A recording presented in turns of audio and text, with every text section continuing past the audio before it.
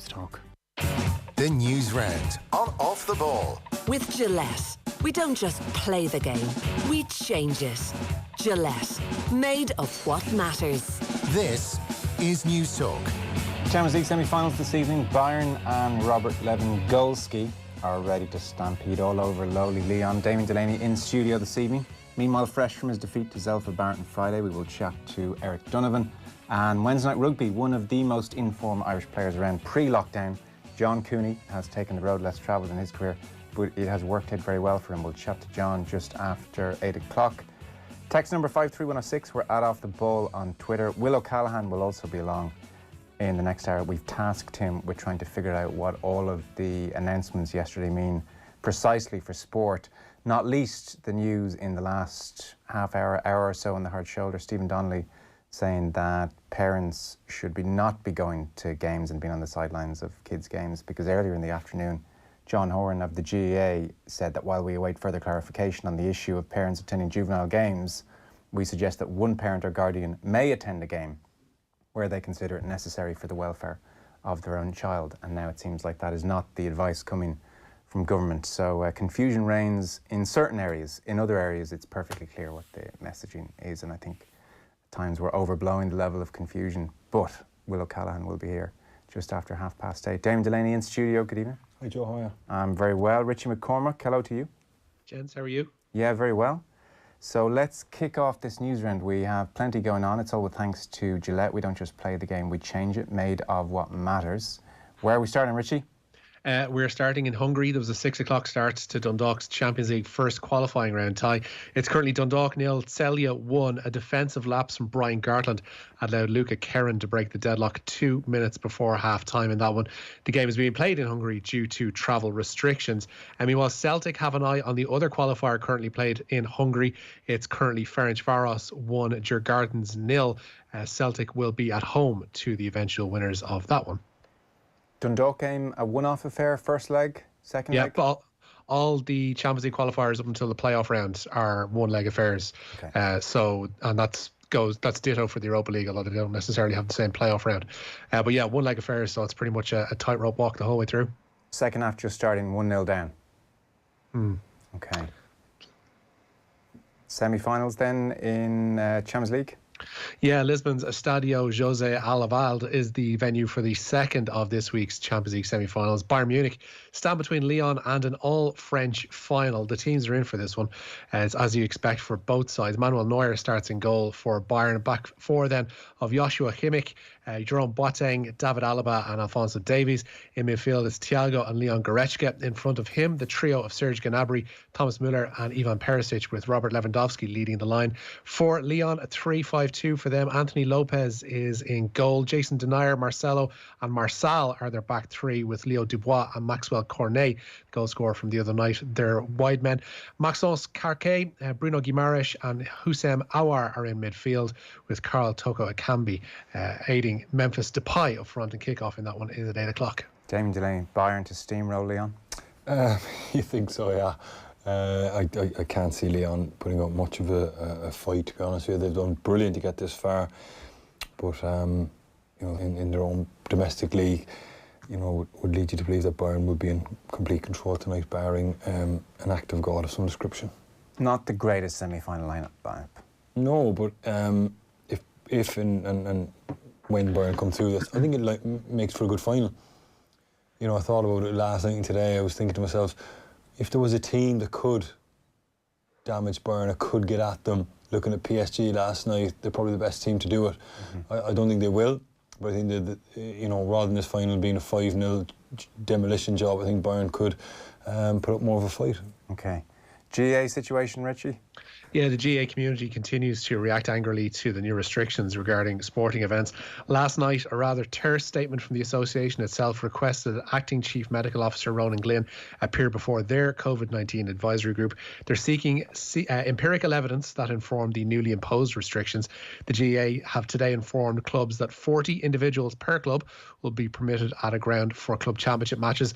Other essential personnel like match officials, media and stewards will also be allowed. However, Westmeath Westmeath are among those who've taken the news of the restrictions pretty badly. The possible suspension of their club championships is to be discussed at a meeting tonight. And Westmeath chairman Billy Foley told Midlands 103 of his frustrations today. It costs money to run games. You know, we're throwing good money after bad at this stage. So my view is that I will be hoping that Croke Park will stop all games until the 13th of September, and that they will make room for the club games as the priority. We'll have a good discussion tonight, but my personal view is that we shouldn't play any more games until the September 13, until they lift this, what is in my view, a nonsensical ban. Remember, we only sell 100 tickets to supporters. The other 100 people are there involved in the games.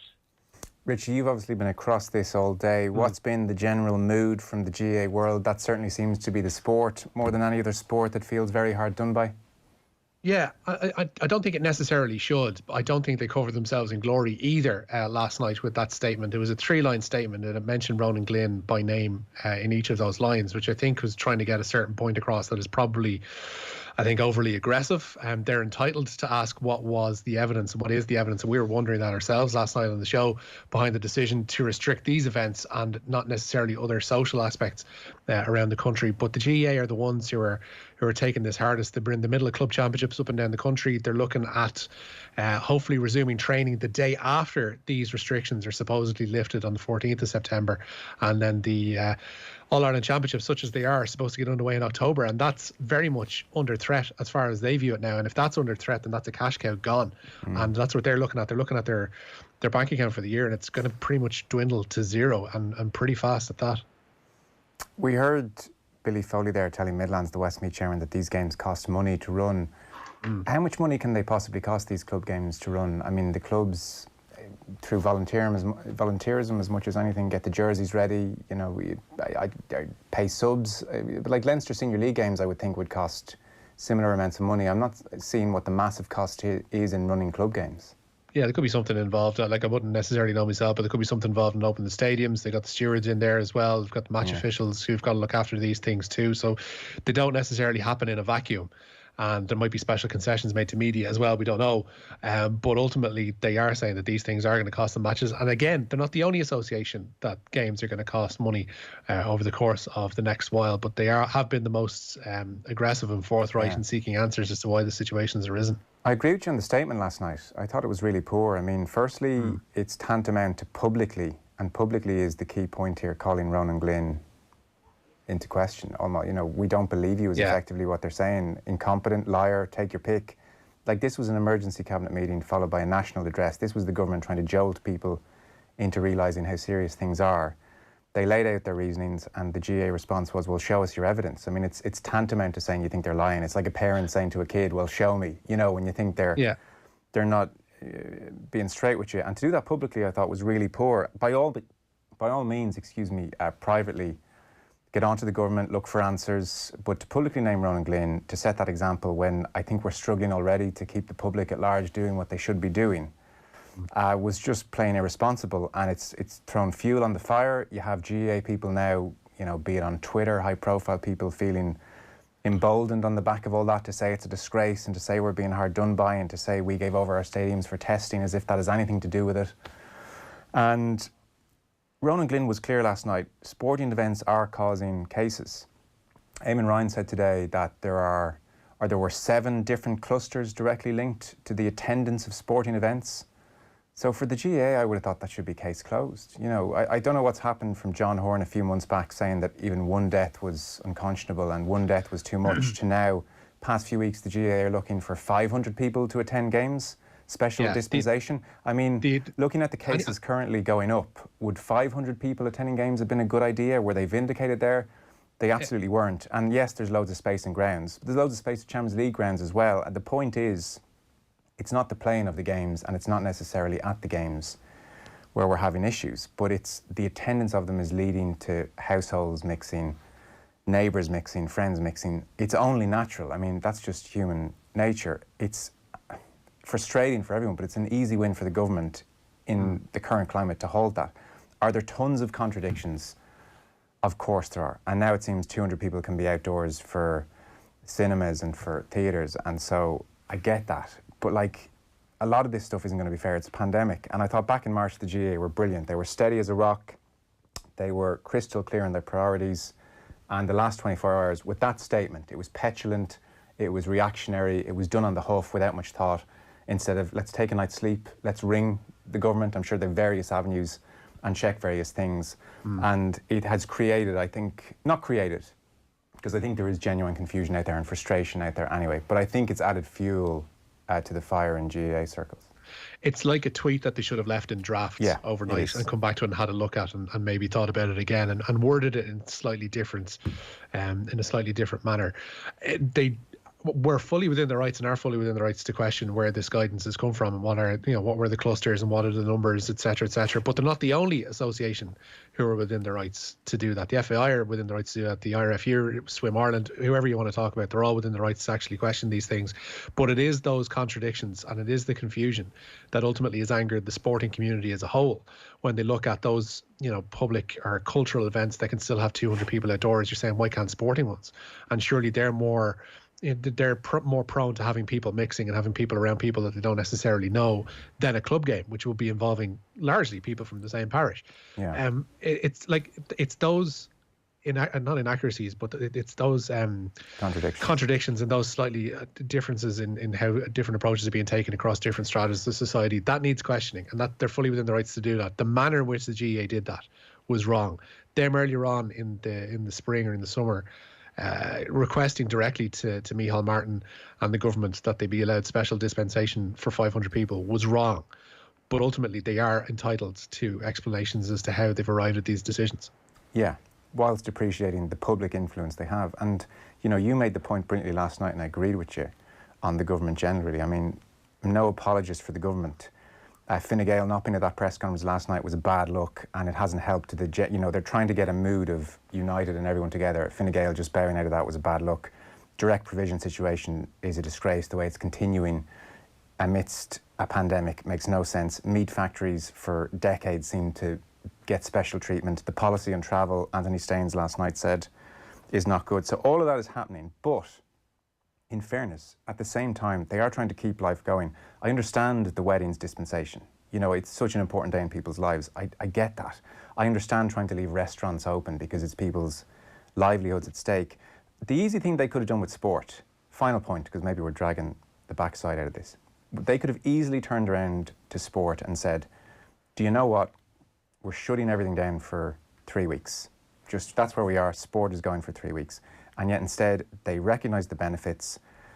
They want to live with the risk as best they can. So they're saying you can still play matches. Sport is still happening. It's not perfect, but it's a pandemic. And the GAA response last night was, ignored all of that.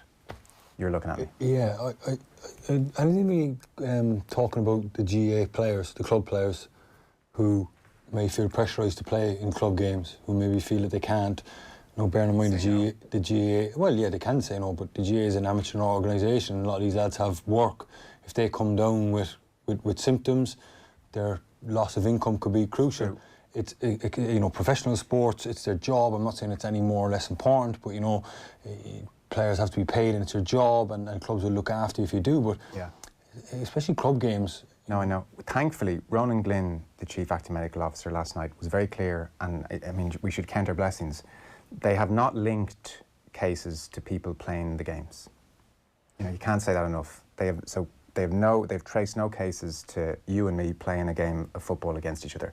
They have traced cases to people attending matches. So thankfully, it seems like the player is relatively, in so much as any of us can be, relatively. Should he be asked to put himself in that position? He doesn't have to. I know he doesn't have to, but it's like the parochial nature of the GAA that if he says, oh, by the way, I'm not playing for because of a threat of COVID, you could be blackballed in the community. Do you know what I mean? Well, I mean, but like if that happens, don't those people in the community who take sport that seriously need to get a grip? If you're blackballed, I've no well then screw them. And that player should say screw them.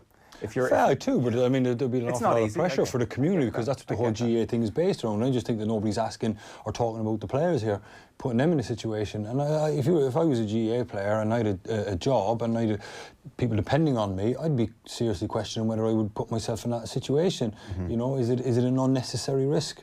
So it's an amateur organisation, and yes, it's great that we get sport going again, but you look at Champions League, you have huge TV and revenue money, and you look at the League of Ireland, you've got clubs of very existence, whereas the GAA, I mean, it's not the end of the world if they miss out. It's funny, as you talk there, you reminded me of the attitude they had at the outset. John Horn was on television and talked about we're taking no risk here. As long as there's social distancing, we won't be playing games. Yeah. And suddenly they're now looking for 500 people to be at games. Yeah. And then I think the GAA, man, they're talking about money and loss of income and throwing good money after bad. I mean, like, it's an amateur organisation. Yeah, there is a text in. Thanks very much for the club secretary in Tipperary who sent it. Typical cost to our club for a senior championship match is about €600. And it is a lot of money. There's a coach, S&C coach, physio, doctor, video and streaming, water, food for players. Don't view it as excessive, but there is a cost for us. Yeah, look, I get that. There's no easy answers. The one thing I would say in massive defence of the GAA, and it's a major critique of the government, they needed last night to be much clearer about what it means for underage matches. I think an exception should be made. If you're dropping off your 6-year-old to play a match, I think you should be allowed to stay on the sideline. I think that's, like from personal point of view, like there's the small, like Buanua starter camps, under 6s, under 7s, whereby kids are actually pretty reluctant to be left on their own or to be left in a coaching group where there's no parent presence. So like it's very difficult. Like those things would just fall away and just not happen if that actually turns out to be the case. Yeah, but look, costs aside, look, €600 per match, can we make that cheaper? Can we just all adjust and find a way to make that a bit cheaper to have the match? Should it cost €600 to stage a match? Maybe it should, maybe there's no way to cut corners. But I think the point that we all need to get a grip with here is matches are still happening. Initially when this was all going off, we were saying the mental health of people to get out and train, which you can still do, admittedly in groups of 15, but you can still train. You can still play your matches. Sport has not been shut down. Like, can we take stock here and just chill out? Because I've just seen, woe is me all over Twitter today. Yeah. And all over, like, this is a disgrace and this is horrific. And the counterpoint needs to be made, Joe, as well. There are bigger problems that would appear to need tackling more than sports did yesterday. That's ultimately, I think, a lot of people's issue is with that. I totally agree. I mentioned direct provision and how it's continuing. I mentioned the meat industry. I mentioned travel.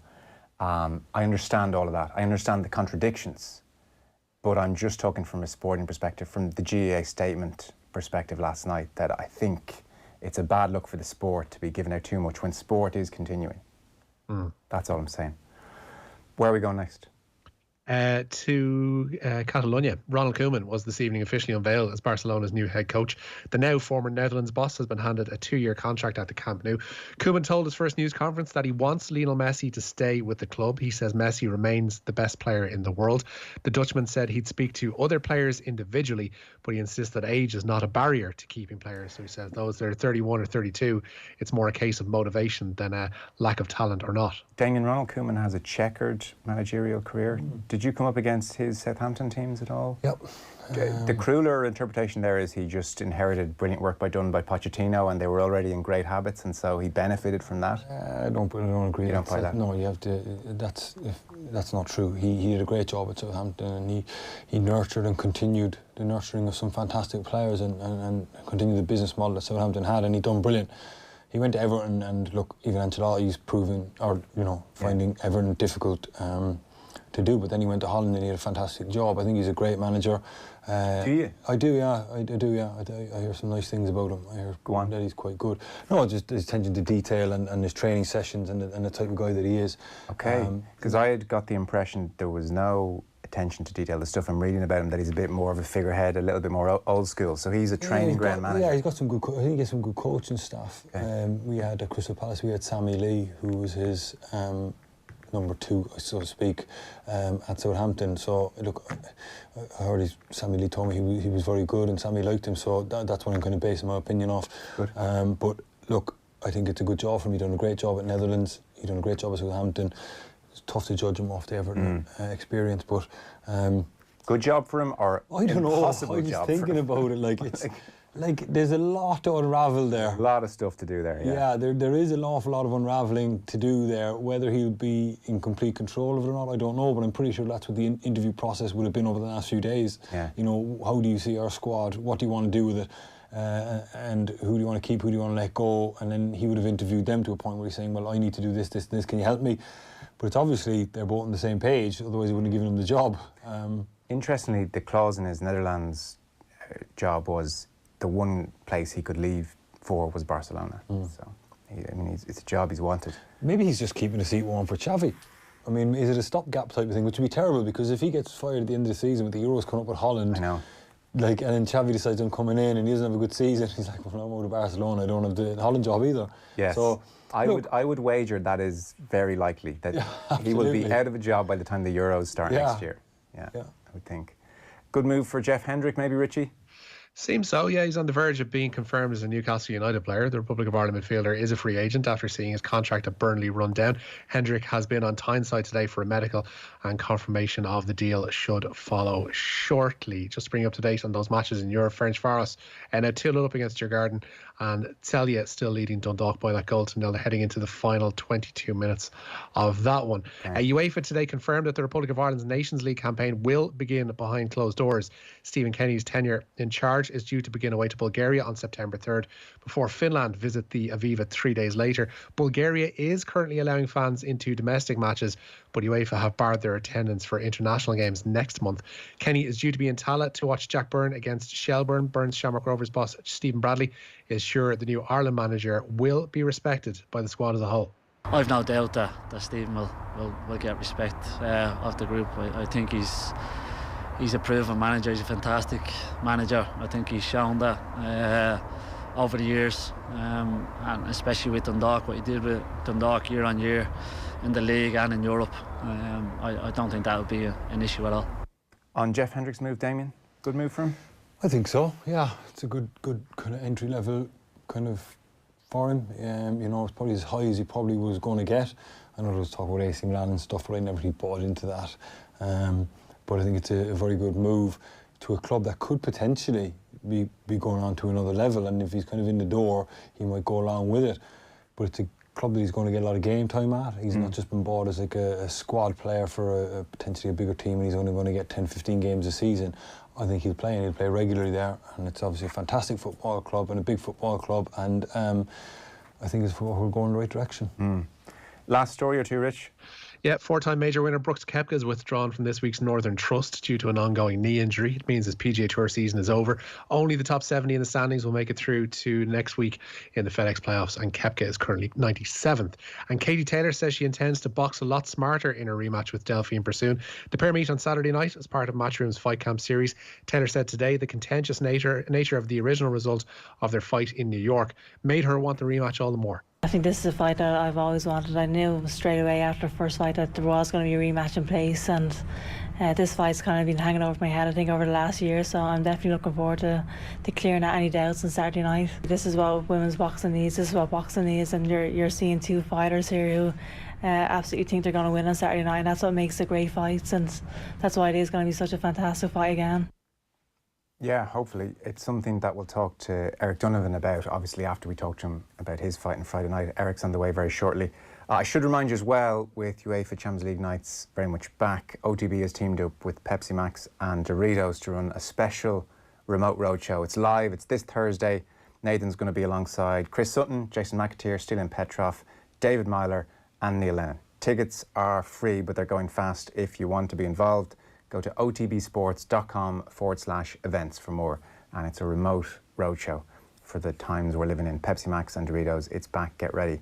We'll take a short ad break. We have John Cooney on the way after 8 o'clock. Very interesting chat with him about his career. Damien is here all evening on the football. And up next, we will talk to Eric Donovan. The Newsround on Off the Ball. With Gillette, we don't just play the game, we change it.